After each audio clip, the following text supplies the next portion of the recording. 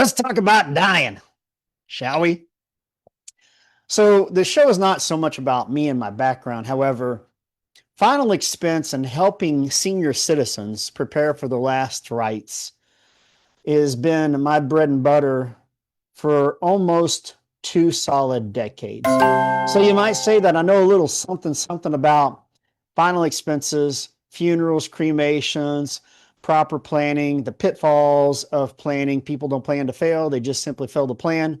Because, ladies and gentlemen, when I tell you I have heard a countless amounts of stories, probably in the sum of hundreds of thousands of stories shared with me over the years, 90% of the stories that people have shared with me usually don't have a very happy ending. And then you always get that exception to every rule, maybe 1 out of 10 stories that people share. It's actually pretty pleasant to hear about. You know, their loved one who passed away, they had all their ducks in a row, they had their the financial setup, they had all their final arrangements set up, and all the family had to do was just make a call and figure out what dates, and everything else was done. And what that allows is that allows families to have more of a celebration of life versus a family feud. But here's the bottom line to all this. My bottom line for you all is that I don't care how young you are. If you're watching this and you're 21 years old, I don't care. I don't care how healthy you are either. You never know when the good Lord's going to call you home. Doesn't matter your age or health. It's 100% guaranteed we are not going to get out of this world alive, ladies and gentlemen. So it's not a matter of if, but it is a matter of when these things do happen, then what? What's going to happen? What will your family be doing today if last night you took your last breath? And usually the answers and the responses I get are not very positive. So here's the first decision that people got to make. When you die, do you want to be buried or do you want to be cremated? There is no other third option out there. And what's surreal to me, even after all these years and after the enormous amount of experience that I have in this market, it seems like the older the person is and the worse their health is, the more uncertainty that they have when it comes to, oh, I'm not sure, I've never really thought about that. Hey, when you die, you want to be buried or cremated. Now, here's my first point to you folks out there. When people tell me, well, I'm not sure, whatever the kids decide, now I'm going to push back on you real hard because it is not your children's decision. It is not their life. It is not their body. It's your life and it's your body. And usually when people seek my services, when they look into my help, and they're looking to get their last rites taken care of in advance, and I ask them that question and they say, oh, I'm not really sure, it's whatever the kids decide, I don't know. The whole purpose of people reaching out to somebody like me is to make things a lot easier for their children, and they're taking this burden that they want to remove from people and they're putting it right back smack into their lap. Kids, what do you all think? And if you've got more than one child, then you are increasing the chances of a bigger problem from happening. And that is, all it takes is one or two different people say, no, that's not what mama would have wanted. This is what she would have wanted. This is what I think is best. And it takes a small problem and it just makes it into something enormous to where it does cause a lot of family feuds and people will never speak to each other ever again over what. So here's the deal. If you're uncertain, then I ask people the question, look, if you knew that you were going to take your last breath last night, you passed away, what would you have told your children to do with you today? If you knew today was going to be the last day on this earth, and then tonight when you die, your kids got to make a decision on what to do with you tomorrow, what would you tell them? And usually when you push people into a corner, then they will usually give you some sort of response. Well, I guess maybe I want to be buried. Maybe I want to be cremated. And then I always say, well, good. Now we're getting somewhere. Why is that your response? Why do you feel that you want to be buried or cremated? But it's one of the two. You want to be buried or cremated. Real simple. Then there's going to be two burdens that come along with that. There's a financial burden and there's a mental burden. So the financial one is if you want to be buried, you're looking somewhere between 10 and 15, maybe even $20,000 that the kid's got to come up with, just like that. If you don't have a financial plan in place or you don't have the capital reserves and your children or your family, the ability to access those funds immediately to pay for the funeral. Because guess what? Funeral homes, they do not work off credit. That stopped back in the 80s. Funeral homes got tired of being bill collectors. And people are saying, oh, can you work out an arrangement for me? We can make payments. And every time funeral homes did that, guess what? They became glorified bill collectors, debt collectors, trying to pursue the money that those families owed to them on the loved one that they've already done buried, right? So funeral homes want to be paid up front. Cremations, you're looking somewhere around an average of, I'd say, $2,000 to about $6,000. And we're going to get into the breakdown of the cost a little bit later in this show, as far as a simple direct cremation, a cremation with services, and then a traditional funeral with cremation as the final disposition of the remains. Then there's the mental burden. And the mental burden is something that, to me, is priceless. You can't put a monetary value towards preventing a mental burden from being left on the family. Let's move forward here. Here's a fact. More families, ladies and gentlemen, are torn apart due to a death than a divorce. Let me repeat that. More families are torn apart due to a death than a divorce. People don't plan to fail. They just simply fail to plan. So let's start first with the final expense. Let's talk first more about the financial burden, the financial impact the families are going to have to deal with immediately. Today, a traditional burial averages somewhere between around $7,000 to $15,000. Now, if you hear somebody getting buried for less than $10,000, and that includes the cemetery expenses, then I would say that was a pretty darn good deal. I also question the quality of the casket as well. I'm not sure if you guys have ever seen that video where there was a funeral where they were carrying the casket out of the church, and the bottom of the casket literally fell out. So there is such thing as quality kind of does matter. I wouldn't go extreme or overboard with the quality of a casket. I think a 16 gauge casket is totally unnecessary, and spending more than about $3,000 for a casket is just absolutely unacceptable. Unless you got a net worth of millions of dollars and you've got money to spend, it's just not necessary. But there is such thing as going too cheap. But I would say more of an average that you hear in the year 2025 average cost of a funeral, somewhere around the about $13,000 to maybe $16,000. And again, that includes the cost of the cemetery expenses. Now, when you hear these ads or these statistics being out there, today the national average of what a funeral costs is about $8,000 or $10,000, folks, they're excluding the cost of the cemetery. It is separate from the funeral home and the charges that come with the funeral home. Cemeteries are separate from the funeral home unless the funeral home owns the cemetery grounds, and then everything can be packaged and bundled together. But when you look at the cemetery, first of all, for a plot, the average cost of a plot, and I'm basing this off of August the 1st of the year 2025, about $600. Can they be a lot more? Absolutely. If you want to be buried in a Catholic cemetery, you're probably talking around $2,000 for just the plot alone. When you're in private cemeteries as well, like a Catholic cemetery, more times than not, you have to use their merchandise. You have to use their vault. You have to use their headstone. And everything is, the cost of their goods is dramatically increased to where it's ridiculous. I mean, you're talking around $20,000, $25,000 to be buried in a private cemetery as opposed to a public one.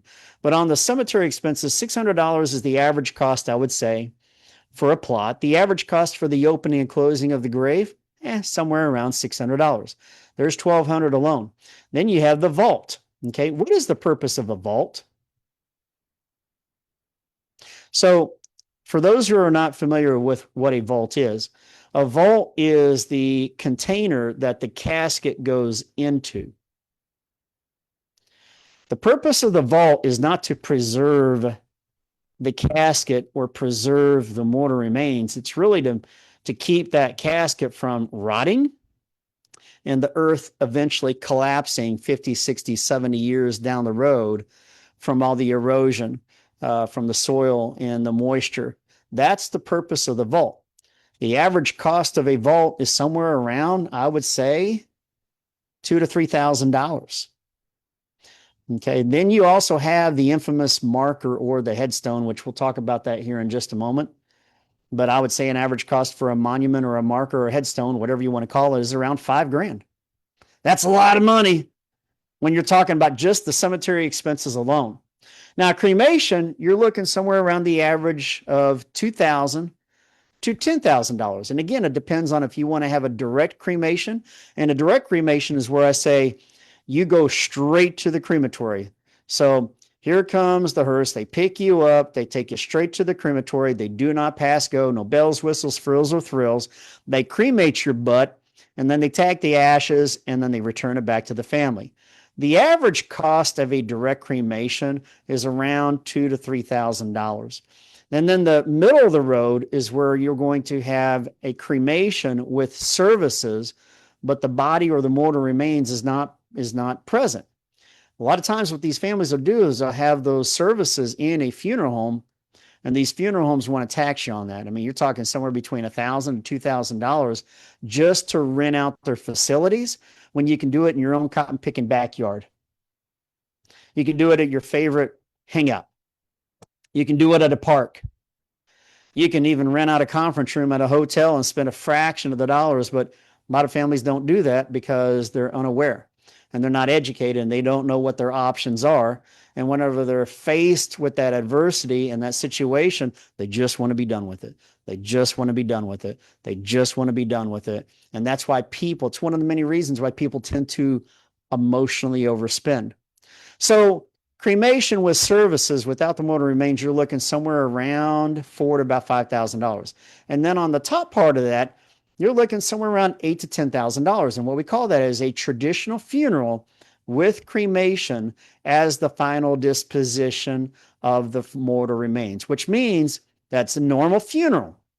But when the funeral is done and over with, everybody goes home. Then what the staff does, the funeral home staff, is they will go and they will take your body out of the casket that the family had to rent for about $2,500. And then they take you straight to the crematory, cremate your butt, put you in a jar or an urn, and then return the ashes to the family, unless there is a different disposition the family prefers for those ashes, like burying them in a cemetery. And so you got to think about it. You got to rent the facility charges, the obituary, the flowers. You got to rent the casket, the embalming. A lot of times funeral homes will still get away with making it mandatory that we embalm your husband, that we embalm your spouse. There is an extra $1,000 unnecessarily, right?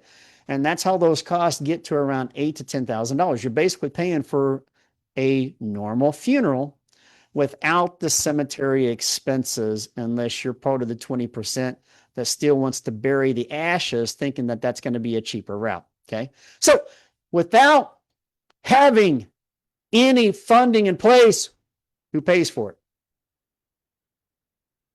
Cremation population percentage, 1917 to 2013. Here's a fun trivia question for you guys. What percentage of the population back in 1970 do you think were actually cremated? So let's say the year is 1970. 100 people died. How many of those 100 people do you think were cremated back then, about 50 years ago? What's your answer? Okay, the correct answer, ladies and gentlemen, is around 4%. 4%, 4 out of 100 people were cremated about 55 years ago. Now fast forward to the year 2013. 2013, 100 people died that year. Out of those 100 people, how many of those do you think were actually cremated back then? That was 12 years ago. And the correct answer is 44%. 44%. I think it went over the 50% threshold back in 2018, where for the first time in American history, more than half of Americans were being cremated as opposed to being buried. Now it's year 2025, and you're somewhere around the neighborhood of around 60 to 65% of Americans are cremated. And they're saying 10 years from now, 75%, so 3 out of 4 people who pass away will end up being cremated as opposed to buried. Why? What changed? What's different now as opposed to 55 to 60 years ago? Well, I'll give you a few things here. Number one, still, technically, if you know what you're doing, it is way more cost effective, a lot cheaper to be cremated than it is to be buried. It is a hell of a lot more difficult for families to come up with $10,000, $15,000, $20,000 in a matter of 2 to 3 business days than it is to come up with $1,000 or $2,000 or $3,000, right? It is more socially acceptable today than it ever has been, more people being cremated.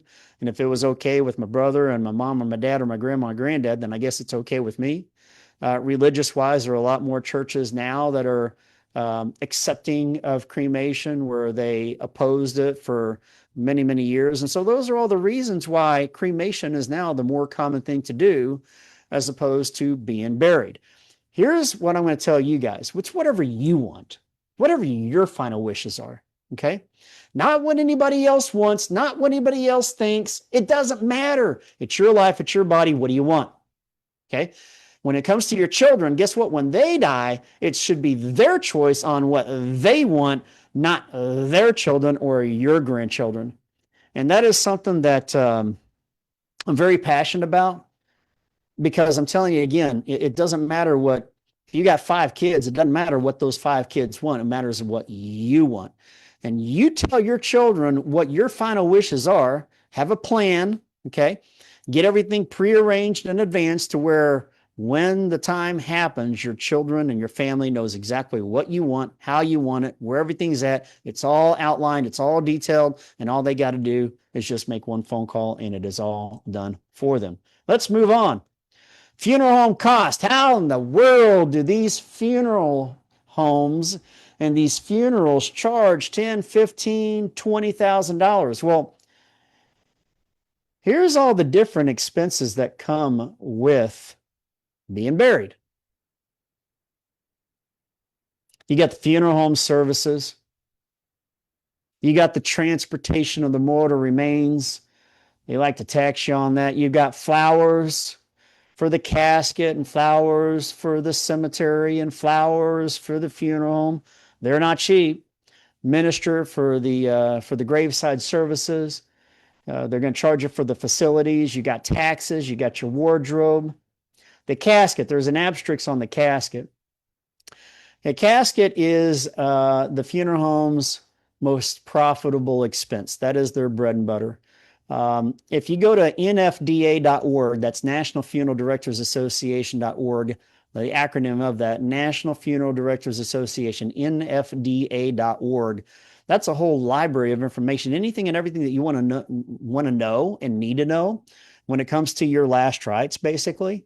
Go there. And it is very transparent on that website that an average markup on just the casket alone is around 500%.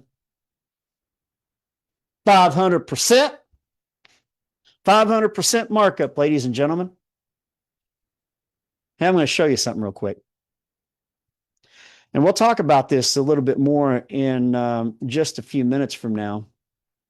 That is the Funeral Home Rule Act of 1984. Let me repeat that. The Funeral Home Rule Act of 1984. Oh, it was a law that was passed something like 41 years ago that the majority of people still have no idea about that and how they are protected by that law. For one of those is that you do not have to buy your casket through the funeral home. Even if your loved one just passed away last night, and now you need to start making all these arrangements while your head is spinning, and you're still in denial, confusion, broken heart. I mean, your whole world just turned upside down.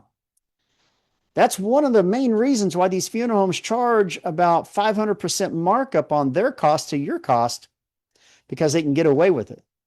Because again, most people, they just want to be done with it, do away with it, and move on so they can have the healing process and have closure set in.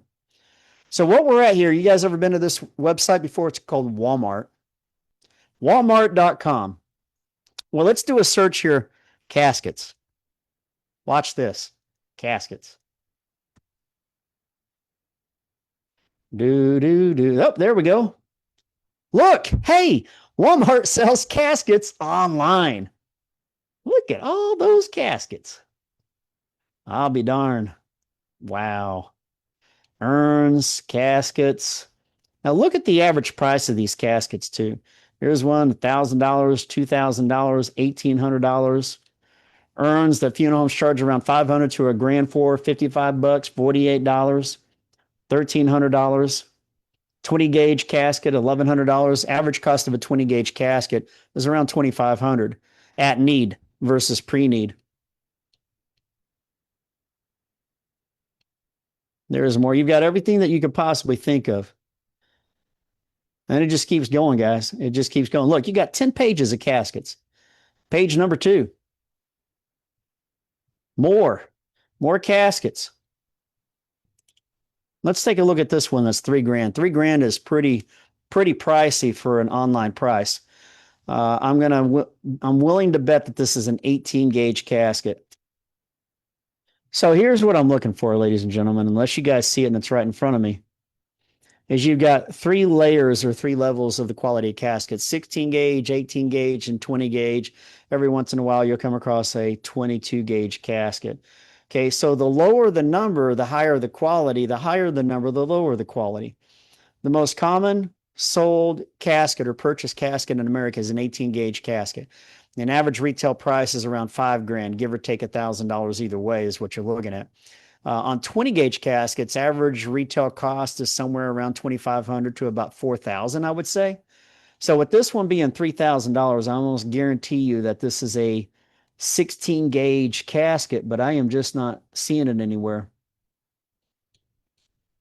16 gauge, it's what I'm looking for. But let's move on here, guys. The bottom line is that you can go online, and Walmart is just one of many different websites that you can go to and buy a casket.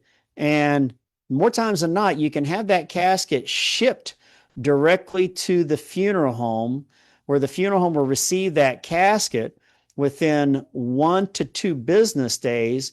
And the Funeral Home Rule Act of 1984, that law protects you and prevents you from being suckered by the funeral home guy.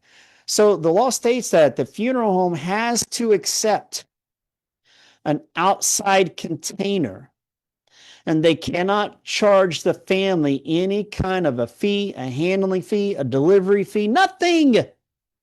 They have to accept the casket that you provide, which means you don't have to buy their casket for $5,000 or $6,000 or $7,000. Go to Walmart.com, cut your price by 80%, have it shipped directly to the funeral home, and they have to accept it. And there, ladies and gentlemen, I just showed you a way where you can save $3,000 to $4,000 on just the price of the casket alone. I'm here to help. It's what I do. All right, let's get back on track and this thing fire back up. Here we go. So on the cemetery cost, you got the outer burial container. Again, that's the vault. And the vault is no different unless you're going through a private cemetery, public cemetery.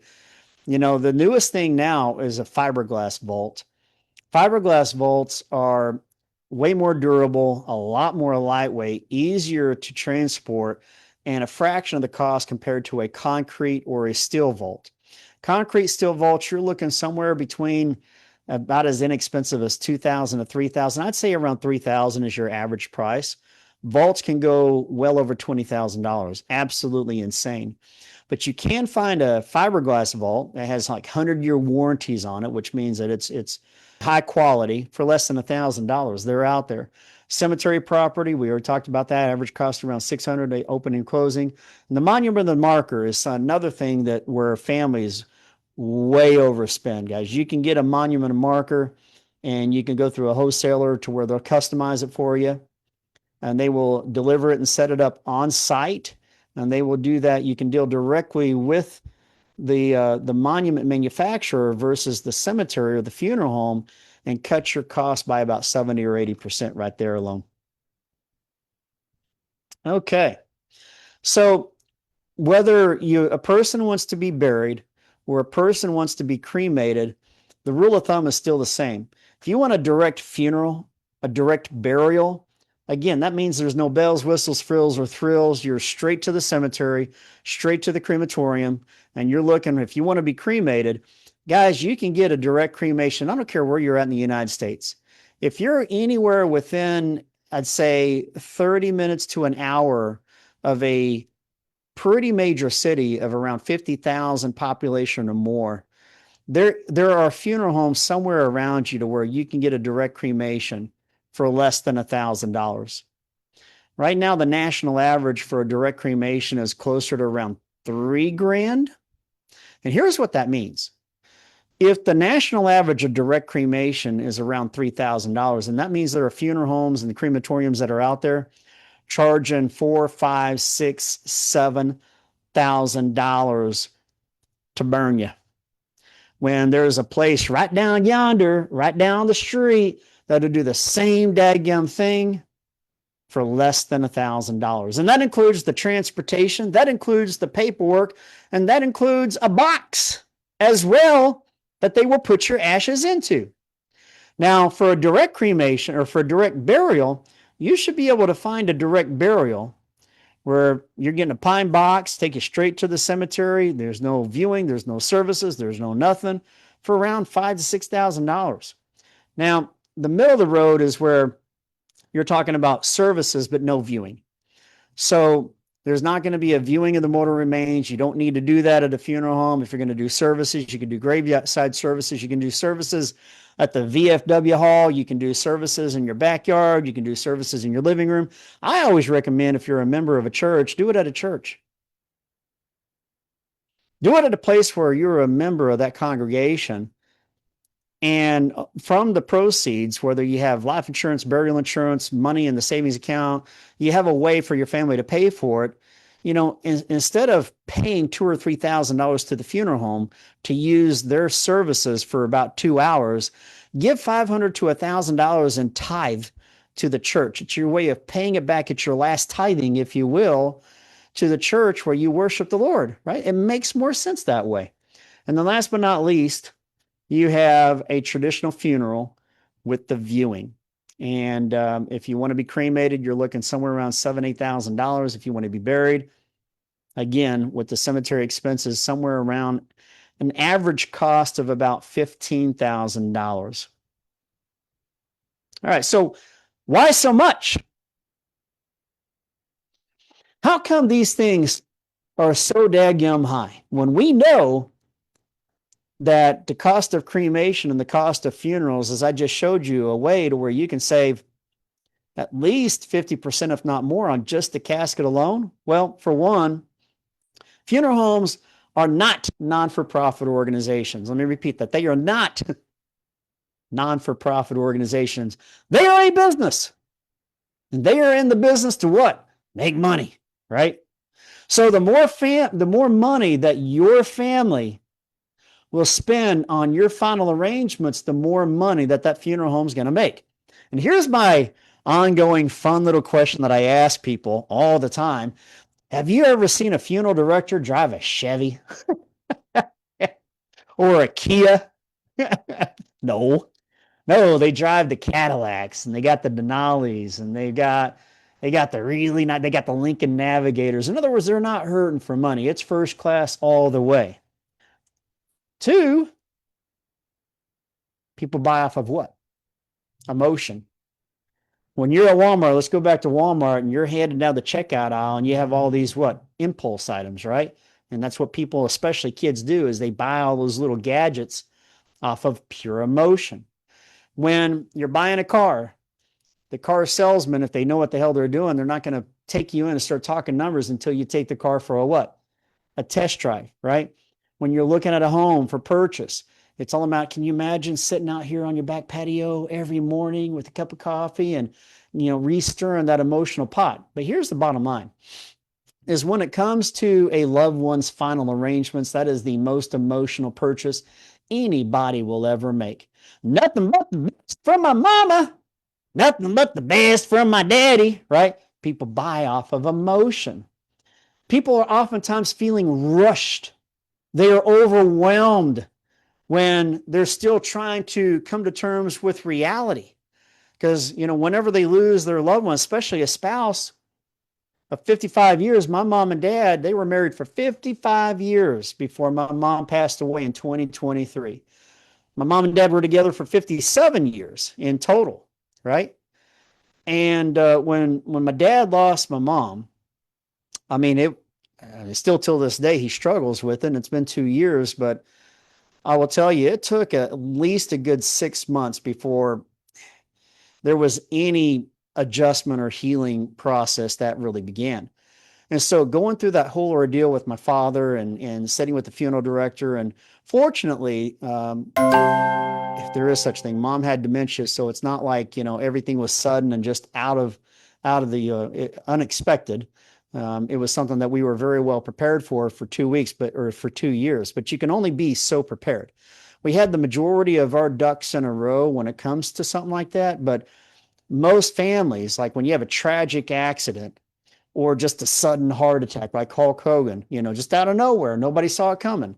And they don't have all their final wishes prepared in advance. People are feeling very rushed, very overwhelmed. They have no funeral plan for guidance. They have no funeral shopping expertise. They have no practical experience. They just want it done and they want it over with. And that's why people tend to spend way more than what they probably really should when it comes to the loved one's last rites. Now let's shift gears and let's talk a little bit about the mental burden. Okay. To me, the financial burden, that's pretty bad and that's hard. And more families struggle with that because, again, it's a lot easier to come up with a couple grand than it is 10, 15, 20,000 in just a couple of days. However, the mental burden is something that lasts for a lot of these families forever. Again, let me go back to, for those who are just now tuning in, more families are torn apart due to a death than a divorce. Let me repeat that. More families are torn apart due to somebody passing away versus two married people that just couldn't make it work and then their family separated. Death over divorce. And here's why. First of all, a person makes on average of 150 decisions with a funeral home within the first 48 hours after losing a loved one. Now, let me just sit and marinate on that for a minute. Let me explain something to you. That's the worst time to make one decision, let alone 150. Here are all the kind of decisions people have to make. Viewing, yes or no? If so, where? Services, yes or no? If so, where? Location, what day, what time? Casket, color casket, style of casket, the monument, the style, flat beveled, upright. How are we going to customize it? Do we want any special engravings on there? Do we want to do an open or a closed casket for the services? How about flowers or flower type? Songs, hymns. What was your mother's favorite song? What kind of songs does she really enjoy? What kind of songs do you think we should sing during those services? What about the wardrobe? This is something that people always overlook is, when it comes to a viewing, how about the wardrobe? I have heard more families. I've had at least 3 stories where, one example is there was siblings, a bunch of siblings that I was meeting with after the fact, and apparently their dad had not worn a suit since he was like 16 years old, and he was like in his 80s when he passed away. For like 60, 70 years, this guy wore overalls. He was a farmer, overalls every day, overalls. He was a farmer. Half the family wanted to put him in a suit. The other half of the family said, why the hell would we put dad in a suit? He would turn over in his grave if he knew we put him in a suit and people saw him in a suit, they wouldn't recognize him. So half the family suit, half the family overalls. We ain't going to put dad in bib overalls. We're not going to do that to dad. People don't plan to fail. They just simply fail to plan, right? So already having the wardrobe picked out in advance for your kids and say, hey, I don't plan on dying anytime soon, children. But when dad croaks, I just want you to know that I want to be viewed. I'm going to let y'all do a viewing. And the wardrobe is in my closet in the far left side, all the way to the back. It's my favorite Cardinal jersey. It's the my military outfit. It's my overalls. It's my t-shirt. It's whatever it is. And I guarantee you those little things right there make life enormously more easy during the darkest time of a person's life. Jewelry on or off. You want to be viewed with jewelry on. And another thing is if you want the jewelry to be returned to the family, make sure that you get the jewelry. I've heard a lot of those stories as well. People to contact. Here's a fun little quick story. It's already 4:42. Time flies when you're having fun. Um, I wouldn't say this is a fun story, but this is definitely a true story. Many years ago, my dad worked with a gentleman by the name of Mr. Haney, and they were really good friends for 20 years. They worked in at Texaco. They're in Tulsa, Oklahoma, in the computer department. And then after dad retired from Texaco and became a contractor, they still remained friends. The Haney family, my mom and dad, they even did a little business at one point in time with each other. And then when dad fully retired, then they moved from Oklahoma City to outside of Branson, Missouri, where the Haneys still remained there in Oklahoma. Well, any time that mom and dad would go back to Oklahoma, they would always visit, their friends. Until one time they haven't heard from the Haneys in quite a while. So the next trip that they made back to Oklahoma to visit family, they thought on their way back, hey, let's stop and see the Haneys. And we haven't heard from them in about a good 7 or 8 months. And so they basically did a surprise visit, rang the doorbell, and not naming the names here to protect the innocent, but she answered the door. And as soon as she saw my mom and dad, she broke down. She just started crying. And they're like, well, what's going on here? Is everything okay? And she's like, Daryl, Iris, come on in. I've got something I need to tell you. The short of the story is once they sat down, and my mom and dad were both prepared for, the worst news possible, which they kind of got, which was 5 months ago, the husband had passed away. And when you lose a loved one, if you don't already have all the important people that you want to have the family contact to give them the, first of all, to give them the ability to pay their respects and to show them the common courtesy and love and respect, to announce that, hey, I lost my husband and I know you're really dear friends with him.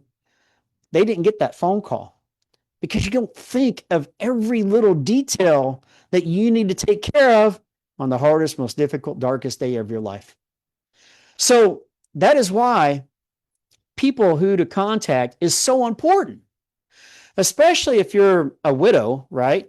And when you pass away, there are probably some people in your inner circle that you want your kids to notify, especially if they're not local, to give them the ability to pay their respects and show them the love and the courtesy of saying, hey, just wanted you to know mom wanted me to reach out to you if and when something ever happened to her and we lost mother, a couple of days ago. And my mom and dad were both very hurt. They were very upset when they heard about this. They were offended to a degree, the fact that they were not notified. How dare she didn't even call us. We didn't even have the chance to go to the funeral. But later after the fact, when I found out about it, I explained and educated my parents to say, that it's not her fault. Her mind wasn't working. It was shut down and she just didn't think of you. It was nothing personal. It is what it is.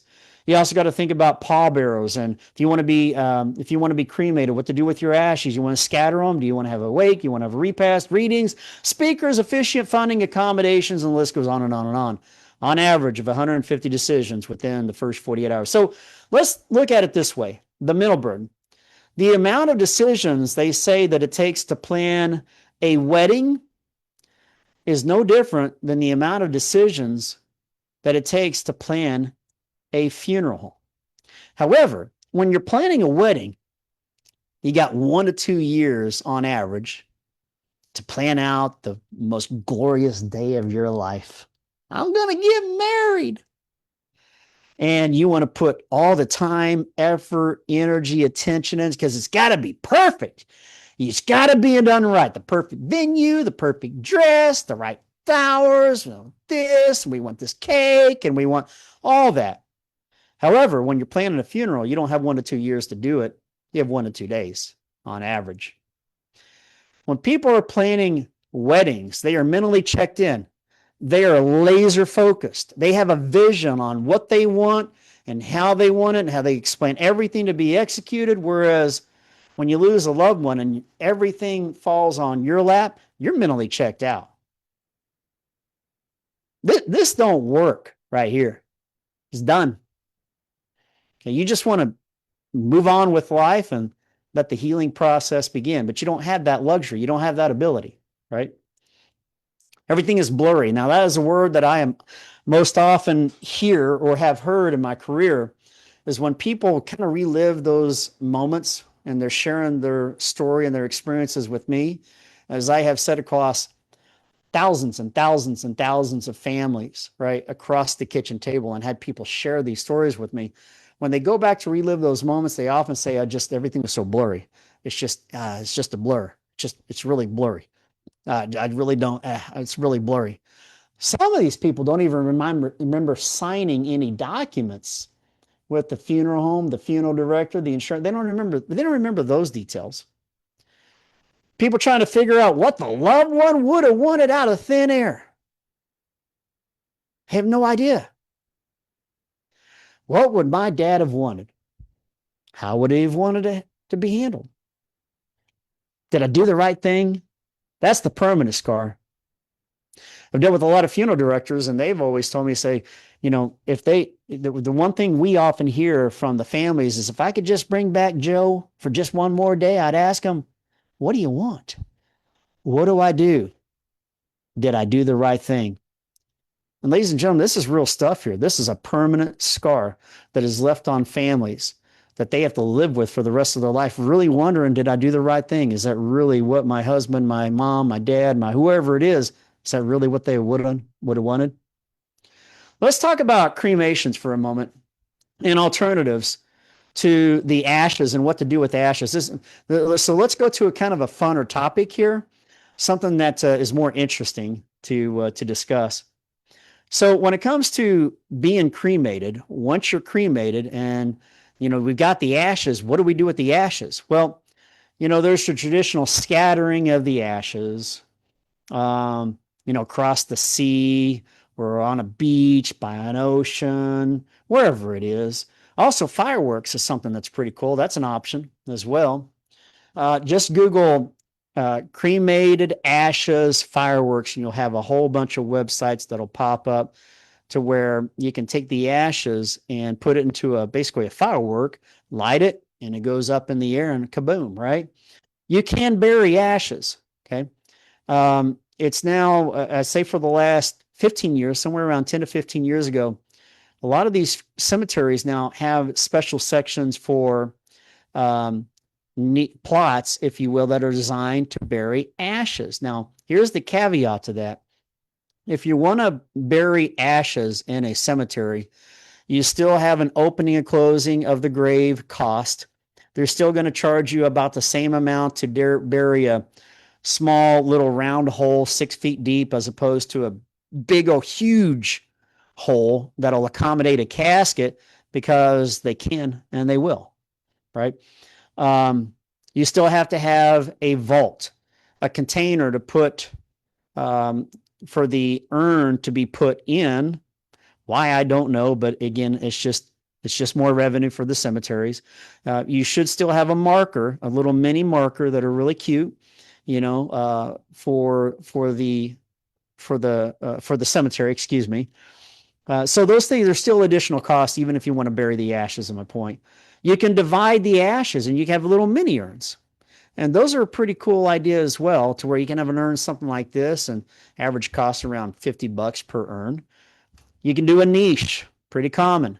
A niche at a mausoleum, or even at a funeral home, or at the cemetery, where you're a wall and you have this niche. But here are a few other options: living urn or a tree, which is what my wife and I, what we're going to do.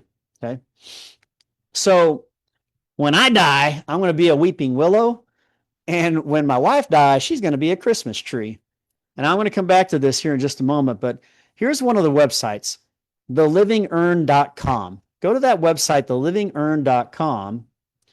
And if you click on Shop or Living Urn right here, you'll see a variety of different trees, and you can find the tree that catches your attention, click on it, and learn a little bit more about the cost and the type of tree and how it all works. But here's the deal: is when you have the ashes and you purchase your urn, right? You purchase this bio urn is what they call, and that's another vendor is bio urn versus living urn. You ship the ashes to this manufacturer, and what they'll do is they'll put the ashes in with this urn that you plant in the ground. It'll have a little measuring device of when to water, how much water, and you pick the tree that you want to grow into. And I think that that's really cool.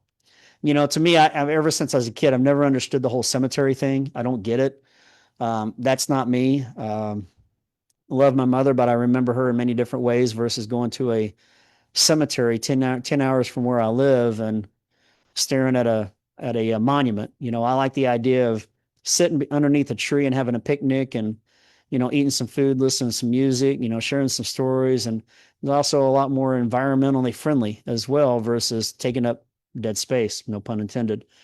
Whereas my wife, she wants to be a Christmas tree, and there it is. And so the cost of her urn is $169. The cost of my urn is $175. So $175 on top of $700, which I'm telling you right now, you can get cremated for $700. You're still less than $1,000 to be cremated and to bury a urn and grow into a tree. And so my family wants to come visit me.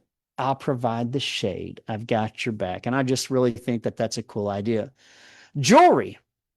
You can have ashes turned into jewelry, crushed diamonds. You can have tattoos to where they can take the ashes and put it in with the ink, and you can have a tattoo on you, music record, a vinyl, your favorite music, your favorite band, and they can literally create a record made out of your ashes. And there are a lot more other options that are out there. I'm just giving you some of the more common things, but the options are basically endless with what all the different things that you can do with cremations. And I think as more people are being cremated, especially in the years to come, as they're projecting 75% of Americans being cremated in 10 years or less from now, that you're going to see all kinds of different options, really cool and probably pretty far out there ideas as well. But I like options. I like to have options. And so I think they're good. Oh, there's the jewelry, by the way. Let's go back here. Forgot I had a screenshot of that. Tree of Life cremation pendant, Circle of Life, jewel bar pendant, infinity loop. You've got a vial where you can put the ashes inside the vial. So that way you're always carrying around your loved one inside this really neat, nice looking piece. And you look at the cost of these things, they're not astronomical. $95, $100 to 130, $50, $50. Very affordable and, really attractive as well. All right. For those who are life insurance ignorant, let me just give you guys a couple of basics on ways to fund it. Now, most of the seniors that I ever come across in my career don't know jack diddly squat about life insurance. People think life insurance is life insurance. It's all the same. What you pay is what you pay, what it's worth, what it's worth. So you just keep paying what you pay until you die, right? So here's the problem with that is until people are, given the kindergarten level basics of life insurance, people shop around trying to see who's going to give them the most amount of coverage for the cheapest rate. And that's how a lot of folks end up into term life insurance products like AARP. AARP, when they get all that, what I call junk mail from AARP Globe Life Insurance, they really prey hard on the senior market, advertising these great life insurance policies to cover their funeral expenses, right? But unbeknownst to them, they don't read the fine print. People don't read this day and age. I've concluded that. They don't even watch videos anymore. They watch reels. If it's more than 30 seconds long, then it's just too long of a video, and then they scroll to the next one. But man, people stopped reading about 15, 20 years ago. So all that crap they get in the mail, they don't read all that fine print. They just look at 10,000, $15 a month. Well, I can afford that. And then they sign up for it, and the rates go up and up and up and up. And then before they know it, that policy terminates. And that's why they call it term life. Term will eventually terminate It's the lowest cost life insurance that you're going to find out there. Why? Because it's temporary. It's not permanent. Eventually, the policy is going to cancel on you. There are two kinds of term policies that you'll come across through all the junk mail that you get and all the commercials you see on on TV. Some are marketed, a majority are a certain set number of years. 5-year term, 10-year term, 15-year term, 20-year term, up to a 30-year term. Now, all that junk mail that you get from the Globes and the AARPs of the world, they terminate at a certain age or expire. Most of them are around the age of 80. Every once in a while, Globe will have an ad that will go out there to the age of 90. But here's the problem with those is that those rates go up. They're usually every 5-year age band. So 50, 55, 60, 65, 70, and so forth. When you hit that new 5-year age band, that policy renews, it resets.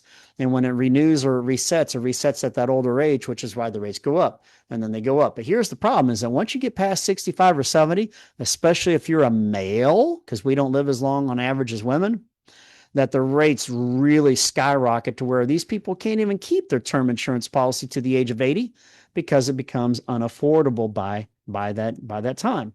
Also, there's no guarantee that they're going to renew you.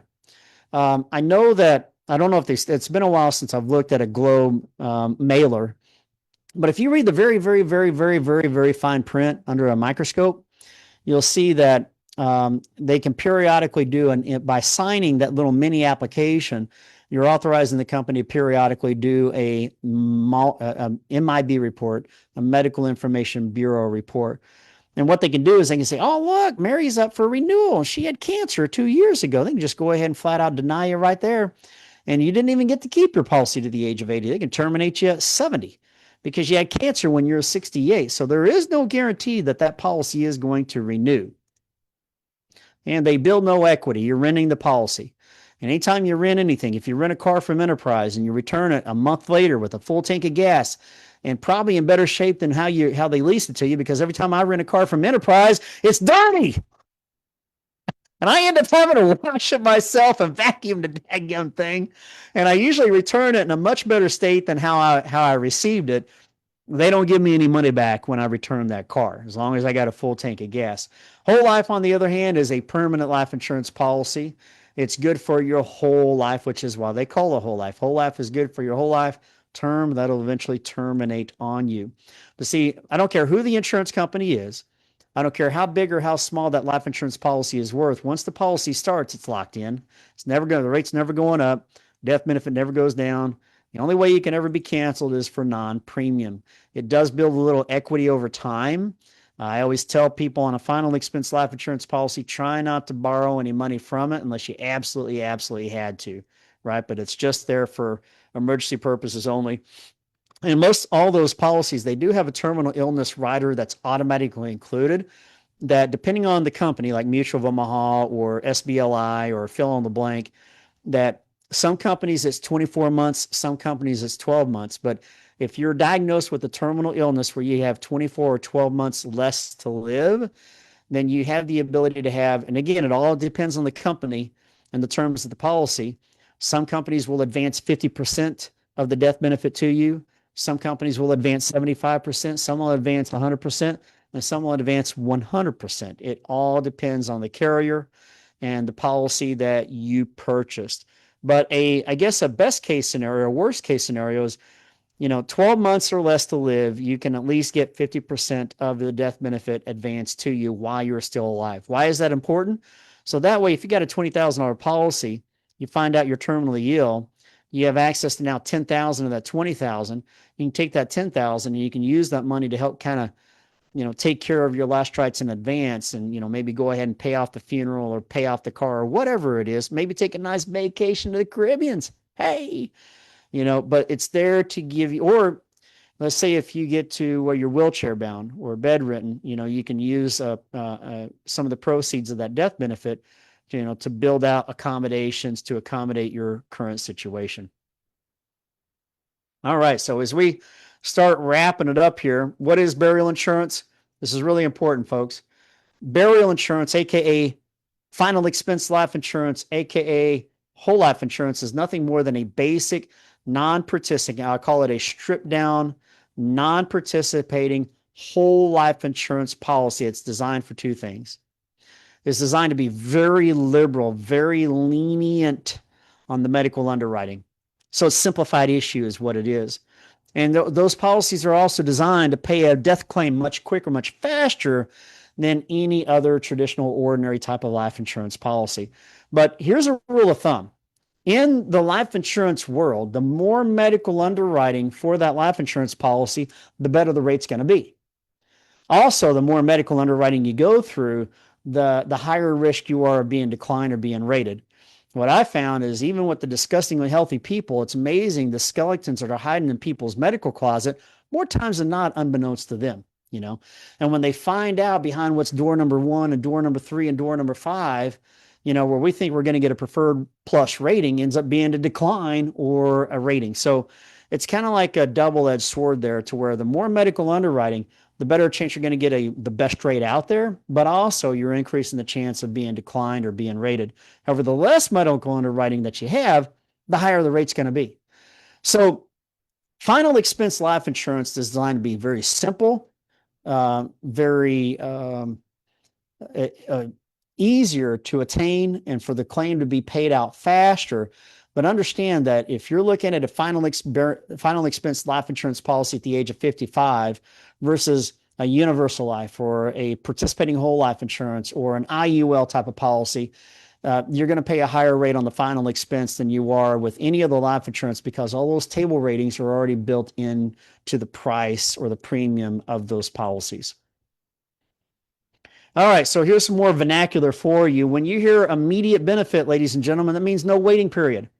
That means that once that policy gets issued, it will go into full death benefit from day one. So if you hear immediate or day one, you got a $10,000 policy you applied for today, it got issued today, and then you have a heart attack tomorrow and you died, even though the policy had been in effect for 1 day, technically it should still pay the death claim. Now, there's a thing called the 2-year contestability period. I don't think I'm going to have time to get into that today, but just know technically, in theory, that assuming that you answered all the health questions correctly at the time of the application, then the policy will pay the full death benefit amount from day one. It might slow down and hang up the death claim paying process, because if you're within a 2-year contestability period, then the company has the ability to pull medical records and do their due diligence to make sure that every health question was answered correctly at the time of the application. When you hear modified, that means modification to a death benefit within the first 2 to the first 3 years. So this is natural death, folks. Natural death. If a natural death, heart attack, stroke, kidney failure, aneurysm, fill in the blank, COPD, respiratory failure, if you die of natural causes within the first 2 or 3 years, depending on the terms of the policy, then how that works is that the policy will just refund the premiums you paid into it, plus some nominal interest, anywhere from 5 to maybe 10, 15% on a good day of interest, right? And then when you hear graded, graded is a hybrid between an immediate to a modified. Graded is a percentage of the death benefit within the first 2 to 3 years, unless your name is Mutual of Omaha. When they say graded death benefit, technically, it's not a true graded death benefit, as it is a return of premiums within the first couple of years. But if you have a true graded death benefit, and I'm going to give you an example, let's say 50% first year, 75% second year, full benefit, 100% third year and beyond. What that means is that if you apply for a $10,000 policy and it's 50% first year, $10,000 policy issues today, tomorrow you have a heart attack and you pass away from that, even though you had the policy in effect for 1 day, instead of refunding the premium plus some interest, it's going to pay 50% of the total death benefit amount. So that means if you got a $10,000 benefit, then it's going to pay $5,000 from day one. So a graded is much, much better than a modified or return of premium, but it's still not as good as immediate benefit plan out there.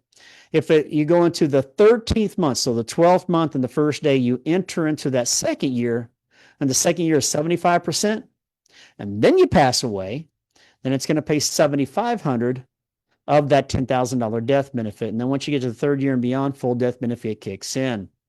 Now, here's a little tidbit of information most people are not aware of. When you're dealing with a sleazy insurance agent, where they're like, now accident goes for, look, accident has nothing to do with your health, period. Now, this is a state specific thing, but the majority of states, it doesn't matter if you have a 2 or 3 year waiting period, doesn't matter if it's a modified or a graded issue. If your death occurs due to an accident related event of some sort, it'll pay the full death benefit amount from day one. There is no waiting period, because a car accident has nothing to do with your cancer, has nothing to do with COPD, has nothing to do with the heart medication that you're on, has nothing to do with the blood thinner from the blood clot that you had, has nothing to do with your health. An accident's just an accident, it's just an accident. As long as you were not committing a criminal act at the time, like drinking and driving, and you were intoxicated and impaired, and then you ran off the road and flipped your car 15 times, they will probably not pay the death claim because you were committing a felony at that time. All right. Pre-need pitfalls. Well, we're already 5:07, and I've flown, still got a lot of stuff for you guys. Let's wrap it up with some tips. No, I'm going to go ahead and finish this off, guys. Pre-need pitfalls. A lot of times people think, I can't afford that $100 premium. I think I'll just go to the funeral home and prearrange everything, and then I'll just start making payments. Well, here's the negative part and why you shouldn't do that. Unless you've got the capital where you can go to the funeral home and just go ahead and prearrange everything and write a check and pay it off right then and there, don't do it. For one, more times than not, these plans, you're going to be paying interest. You're going to be financing the plan. You're locked in. You're going to be locking in the cost of your funeral. Yeah, you're locked in, all right. You're locked in at 30% APR. And so you're going to be paying all kinds of financing and interest charges on it. I mean, here's the deal. The rule of thumb that I've learned, and I have looked at, guys, again, 20 years of experience. So I mean, I didn't just start yesterday. I have seen more than enough pre-need contracts, and in my career, I've only seen one that I thought was actually a pretty good plan. But if you're financing $10,000 worth of goods and services, more likely you're going to pay about $30,000 into something that you're financing $10,000, where you're going to pay triple the amount by the time it's all satisfied. It's kind of like when you buy a house. You buy a $200,000 house, by the time it's all done, said and done 30 years later, did you spend $250,000 or did you spend more like $800,000 when you look at the interest and the way that the financing is set up? You're also going to pay on average 2 to 3 times the monthly cost. So if you got a final expense premium that's being proposed at $100 a month, if you look at a funeral home and do a pre-need plan, then your monthly payments is going to be closer to about $300 a month, and people just can't afford that. What if you die before it's paid off? Well, most of these contracts are structured to where the family has 30 days to pay the unpaid balance before it becomes an unpaid bill or an unpaid debt, right? And it puts the family right back in the same position that you were trying to avoid, and that is to simplify things in the event of your death to where you remove 100% of the burden from your family. It is a contract, ladies and gentlemen. You can't change it. When you go to the funeral home and you prearrange everything and you sign on a dotted line, it is not a life insurance contract or application or policy. It's a contract. Now, if you wanted to be buried today and then 10 years later you decide you want to be cremated, guess what? You sign a contract where you can't change that. Excluded items. Let's say 20 years ago, I went down to the funeral home, and actually right across the street right there, for those can't see, well, and I've got my wallpaper up, you can't see behind me. So right across the street is a funeral home. And if I went there 20 years ago and I prearranged my final arrangements and I entered into a pre-need plan, and 10 years later I went ahead and paid that thing off, then 10 years later after that I die, well, the funeral director can come back and say, well, you know what? We just don't offer that casket anymore. And it's an upsell opportunity for them. I'm skipping down to discontinued items, but you come across that a lot, to where the funeral directors, what they're going to do is they're going to always try to upsell. You know, what we're doing, what a lot of families are doing this day and age is we're doing these send-offs, and we're doing a video, farewell video. We can do the music and anything that they can do to extract as much as they possibly can from the family, right? That are going to emotionally overspend. Well, it's a good idea. It's only $1,000. What do you think, Jessica? Yeah, maybe we should do that for mom. Excluded items. Let's get back here. When you look at a pre-need contract, there are a lot of items that are excluded. One of those is sales tax. Well, we can't access a sales tax until the date of the services. So even when your pre-need plan is already done and paid for, right? You've satisfied all your monthly obligations. There are items that are just still going to be excluded that the family has to come up with at the time of death. Sales tax is one of them. That's usually around $2,000 on the tax alone. The minister for the graveside, that's the third party expense. The flowers, that's a third party expense. The grave opening and closing, that's a third party expense. And unless it's included in the contract, there are a lot of areas of exposure, financial exposure, that the family still has to come out of pocket. It's non-transferable. Here, let me give you another good example. All right, I'm 60 years old and I go to the funeral home and I do a pre-need plan. 10 years later, I'm 70, I pay it off. Now I'm 73. I have a massive heart attack and I've got paralysis on the right side of my body. I can't use my right arm. I can't walk with my right leg. So I got two options: go to the funeral home, go to the nursing home, or go live with my son who lives out in California. So I decided. My son's like, "Oh, come on, Dad. I got a whole fully furnished basement. I've got a kitchen down there. You're not going to end up in a nursing home, Dad. I'm not going to have that dude come move in with me." So Dad moves in with the son out in California. That's about 5 states away, right? 5 years later, Dad passes away in California. You can't transfer your funeral arrangement, your pre-need contract, unless the funeral home has another funeral home out there. Now, there's a chain out there called SCI. And SCI is the largest funeral home chain in America. And the majority of the funeral homes that they own, nobody knows it because they don't change the name of Mom, Pa Funeral Home, to keep the people who have been going to that funeral home for years. Let us say Anderson and Sons. Anderson and Sons been in business for 80 years. Anderson and Sons goes ahead and sells to SCI and they bottom out. SCI doesn't change the name from Anderson and Sons to SCI. They keep it Anderson and Sons because everybody in that community has been going to Anderson and Sons for 100 years now. So people know, they continue to stay true to what they've known for years. And when it comes to funerals and funeral arrangements, it's very taboo. So if it was good enough for mom and dad and good enough for grandma and granddad, it's going to be good enough for me. Okay, but it's not transferable. You can't transfer it. Now, when it comes to the transportation of the mortal remains to go from California back here to Missouri, the rule of thumb is $2,000. Let me repeat that: $2,000 from state to state to state. And let me tell you, that really adds up. So to transport mortal remains from California and get them all the way back to St. Louis, Missouri, you're looking around 10 grand. Doesn't seem like a pretty good investment. Oh, and last but not least, there is no federal or state investment protection. Like if you put your money in a bank, you're protected through FDIC up to $250,000. If you put your money in a life insurance policy, you're protected. If that insurance company goes belly up, then the state Department of Insurance, they will take over ownership of those policies until they reassigned it. If you do a pre-need plan at a funeral home, is it really regulated? The answer is no. How many times have you guys ever come across those stories where a funeral home went belly up and they found out that the funeral home was operating Ponzi scheme, and where all these families had their pre-need plans, they've already bought and paid for, end up starting all over, because there are no records of all the money that they paid to that, which should have gone into a trust account, but it's not a very highly regulated industry. Think of it this way. Think of the TV show Kitchen Nightmares. Anybody ever watch the show Kitchen Nightmares and Gordon Ramsay? And in Second Day, when he's going back in the kitchen and inspecting the kitchen and the food and the prep and the walk-in, usually you see mold. Usually you see kitchens that have not been cleaned since 1964.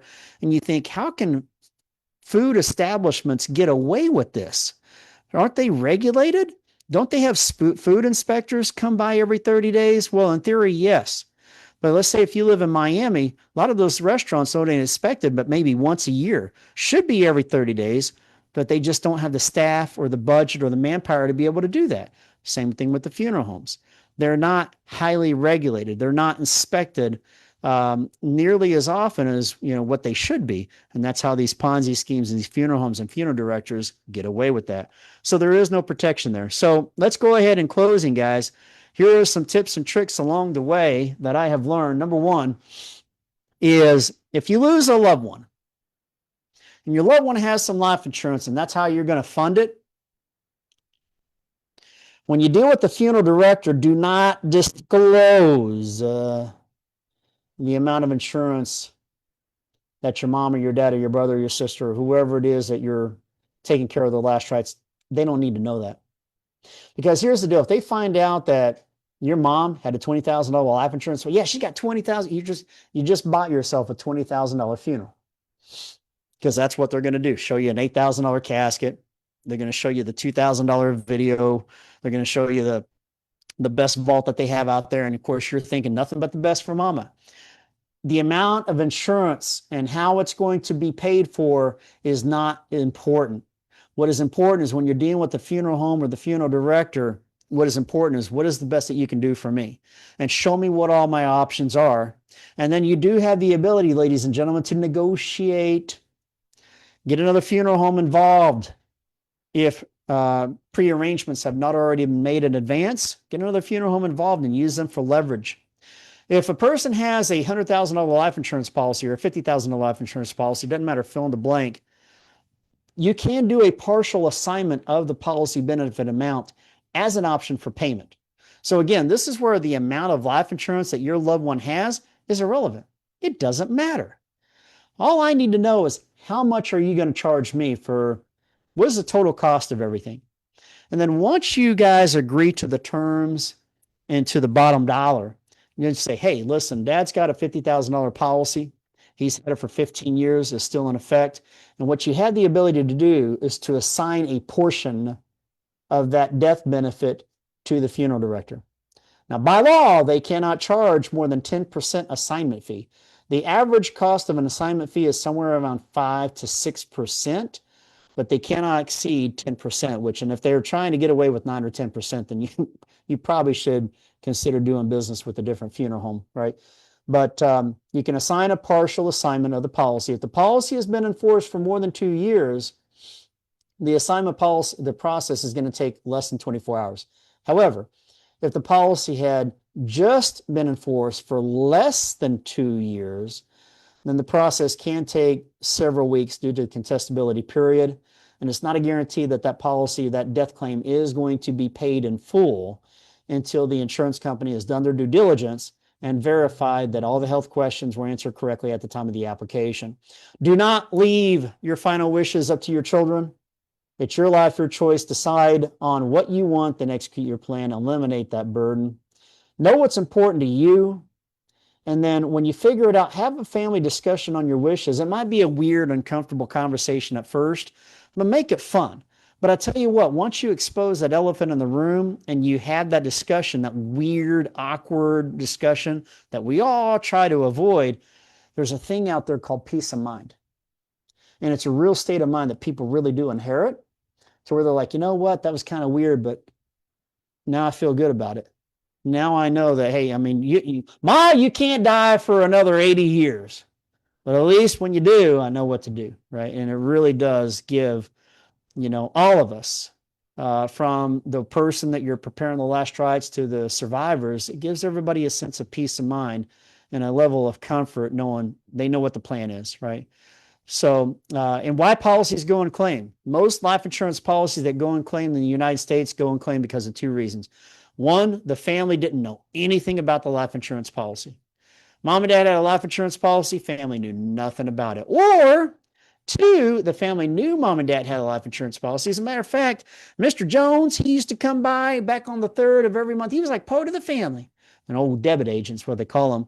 He's like part of the family. He sometimes he'd have dinner with us, and he'd throw the football. But every month on the 3rd, we'd see Mr. Jones, and he'd collect mom and dad's premium. But they don't know who the life insurance company was with, right? They don't know. They cannot find the life insurance policy. So make sure that if you have a life insurance policy, but you don't know where it's at, call your insurance company today, not tomorrow. Call them now And when you get the customer service department, request a duplicate policy to be sent to you. And now in the year 2025, a lot of these companies can email you a digital copy, which in my opinion is even better. As long as the family has a record of the policy, they know the company, the policy number, and they have all the specifics of it. Even if it's a certificate, it's better than nothing at all. Okay, so make sure that your kids, the family, the beneficiaries, make sure that they know where the policy is or they have a record of it. And unless it's for the inherited, my advice is list one primary beneficiary. You know, if you've got a burial insurance policy that's designed to cover your final expenses and you have 5 children and you have a $2,000 policy, this is not a policy where you say, okay, now, Johnny, here's your $2,000. Okay, Becky, I didn't want to leave you out. Here's your $2,000. No, because each kid, all 5 kids, have to sign off on it. And then all 5 kids have to take their $2,000 and put it into the pot to take care of the funeral. And guess what? Does that always happen? More times than not? No, it does not. There's always one or a couple of children, and they're like, well, you know, Johnny, you make more than me. I mean, you got a good job. You're a mechanic or you work in computers, and I'm just scraping by, and I could really use that money. There's always a problem. My advice is list one person as a primary beneficiary, your executor, if you will. Make them oversee all the final arrangements. And then try to do, and always do at least one backup beneficiary, one contingent beneficiary. So in the event of something happening to Mom and Johnny at the same time, they're both going to the grocery store, drunk driver runs a red light, hits them head on, and takes both their lives, God forbid, at least we have a contingent beneficiary in place. And if you're a life insurance agent and you're watching this right now, let me tell you, if you do not list a backup beneficiary on your client's application, shame on you. You're taking the lazy way out. These things happen. And then what happens is that death claim goes to probate. It goes to their estate. And guess what? It takes a bad situation and it just makes it the worst possible situation at all because you are too lazy to ask about a contingent beneficiary and fill out that additional field. So ladies and gentlemen, always list a backup beneficiary. And make sure that your premium is being paid in monthly auto draft. Have it taken out of your checking or savings, not a debit card, not a credit card. Cars get lost, they get stolen, they expire all the time. And if it's coming automatically out of ACH, out of a checking or savings account, first of all, it eliminates any margin of error, that check getting lost in the mail, because we all trust the United States Postal Service, right? Okay. It's not a guarantee that your check is going to get there. And if you're worried about your bank account information being exposed, guess what? You know how many sets of hands that check actually sees before it clears the bank when you mail in a tangible form of payment? The rule of thumb is around 15 sets of hands before that check clears the bank.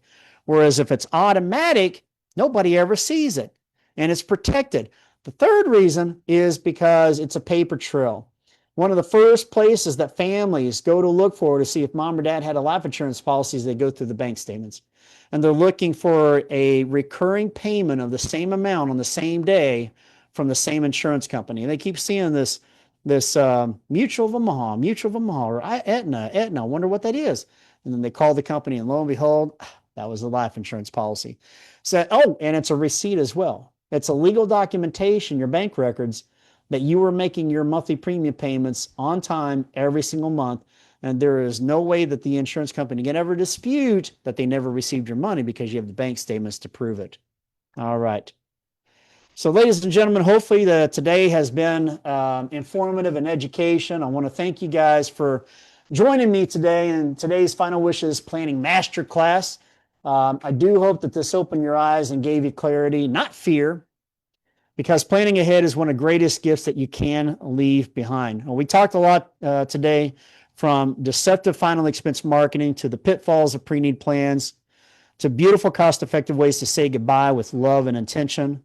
If something resonated with you, or if you know somebody who needs to hear this, then I need you guys to please share this episode. And if you're ready to take the next step and putting a plan in place or exploring alternatives that make sense for your family, then don't wait and let's talk. Reach out and let's build a plan that reflects your values, your wishes, and your heart. Until next time, take care of your money, your family, and your future. We'll see you next Friday.